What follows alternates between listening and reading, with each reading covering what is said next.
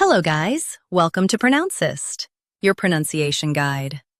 Today we will learn how to pronounce the word shown on the screen, inundate. Both US and UK have the same pronunciation of this word.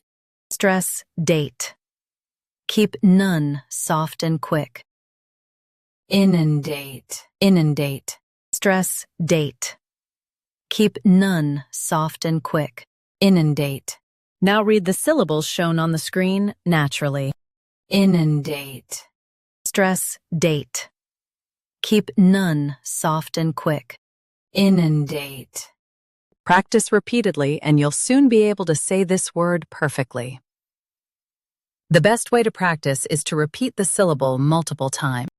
The meaning of the word is to flood or overwhelm. Try repeating this word several times to improve your pronunciation. We post daily videos on useful and commonly mispronounced words to help you speak clearly and confidently. Like this video and subscribe to Pronouncist for more pronunciation guides. Thanks for watching us.